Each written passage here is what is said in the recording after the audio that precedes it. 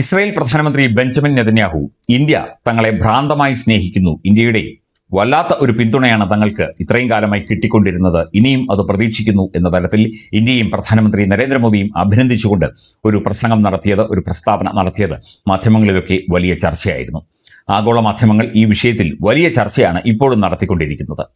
അതിനിടയ്ക്ക് American president Donald Trump Benjamin നെതന്യാഹുവിനെ വഴക്ക് പറഞ്ഞ് ചീത്ത വിളിച്ച് നന്ദി കെട്ടവൻ എന്ന് പറഞ്ഞതായുള്ള, ഫോണിൽ വിളിച്ച് സംസാരിച്ചതായുള്ള ഒരു വാർത്ത കഴിഞ്ഞ ദിവസം മുതൽ പുറത്തു വരുന്നുണ്ട്.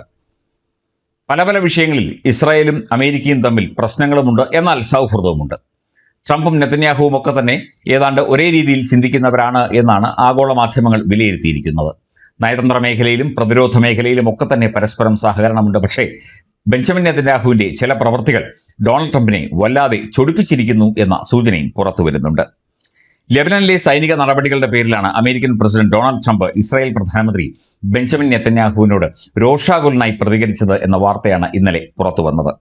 ബെയ്റൂട്ടിൽ ഇസ്രായേൽ സൈനിക നീക്കം നടത്തുന്നത് വെടിനിർത്തൽ ലംഘനമാണെന്ന് ചൂണ്ടിക്കാട്ടി ഇറാൻ അമേരിക്കയുമായുള്ള ചർച്ചകളിൽ നിന്ന് പിൻവാങ്ങും എന്ന് ഭീഷണി മുഴക്കിയതിന് പിന്നാലെയാണ് ഇപ്പോൾ ട്രംപ് ബെഞ്ചമിൻ നെതന്യാഹുവിനെതിരെ രോഷാകുലനായി പ്രതികരിച്ചത്. തിങ്കളാഴ്ച നെതന്യാഹുവിനെ ഫോണിൽ വിളിച്ച് ട്രംപ് രൂക്ഷമായ ഭാഷയിൽ സംസാരിച്ചതായി അമേരിക്കൻ ഉദ്യോഗസ്ഥരെ ഉദ്ധരിച്ച് ആക്സിയോസ് എന്ന ഏജൻസിയാണ് റിപ്പോർട്ട് ചെയ്തത്. ബുദ്ധിശൂന്യമെന്നും നന്ദികെട്ട രീതിയാണ് പിന്തുടരുന്നത് എന്നും നെതന്യാഹുവിനെ ട്രംപ് കുറ്റപ്പെടുത്തിയെന്നാണ് റിപ്പോർട്ട്. ബെയ്റൂട്ടിലെ ഇസ്രായേൽ സൈനിക നടപടി ട്രംപ് എതിർക്കുകയും ചെയ്തു. നെതന്യാഹുവിനെ ഫോണിൽ വിളിച്ച് സംസാരിച്ചതായും സൈനിക നടപടി തടഞ്ഞതായും ട്രംപ് ട്രൂത്ത് സോഷ്യൽ എന്ന പ്ലാറ്റ്ഫോമിലൂടെ പ്രതികരിക്കുകയും ചെയ്തു. ഞാൻ ഇന്ന് നെതന്യാഹുവുമായി സംസാരിച്ചു. ലെബനനിലെ ബെയ്റൂട്ടിൽ വലിയ ആക്രമണം നടത്തരുത് എന്ന് അദ്ദേഹത്തോട് പറഞ്ഞു. തന്റെ സൈന്യത്തെ പിന്തിരിപ്പിച്ചു. ഞാൻ ഹിസ്ബുള്ള നേതാക്കളുടെ പ്രതിനിധികളുമായും സംസാരിച്ചു. അവർ ഇസ്രായേലിനും അവരുടെ സൈന്യത്തിനും നേർക്ക് വെടിയുതിർക്കുന്നത് നിർത്താമെന്ന് സമ്മതിച്ചു. അതുപോലെ ഇസ്രായേലും വെടിയുതിർക്കുന്നത് നിർത്താമെന്ന് സമ്മതിച്ചിട്ടുണ്ട് എന്നാണ് ട്രംപ് സോഷ്യൽ മീഡിയ പ്ലാറ്റ്ഫോമിലൂടെ പറഞ്ഞിരിക്കുന്നത്.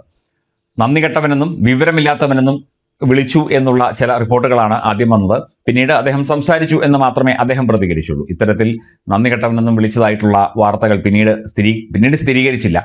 എന്തൊക്കെയായാലും ട്രംപും നെതന്യാഹുവും തമ്മിൽ ഒരു സ്വരച്ചേർച്ചയില്ലായ്മയുടെ, ഒരു തർക്കത്തിന്റെ, ഈ ലെബനനിലെ സൈനിക നടപടിയായിട്ട് ബന്ധപ്പെട്ട ഒരു തർക്കത്തിന്റെ ലക്ഷണങ്ങളാണ് ഇപ്പോൾ കാണുന്നത്.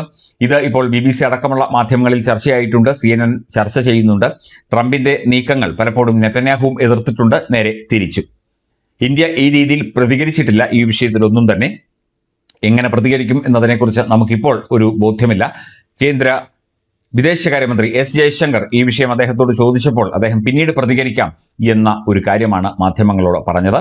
പിന്നീട് എന്താണ് ഇന്ത്യ പ്രതികരിക്കുക? ഇനിയിപ്പോൾ ട്രംപും നെതന്യാഹുവും തമ്മിൽ ഈ സ്വരച്ചേർച്ചയില്ലായ്മ കൂടുതൽ പ്രതിസന്ധികളിലേക്ക് നീങ്ങുമോ എന്നും ഇപ്പം ലോക നേതാക്കളൊക്കെ തന്നെ ഉറ്റുനോക്കുന്നുണ്ട്.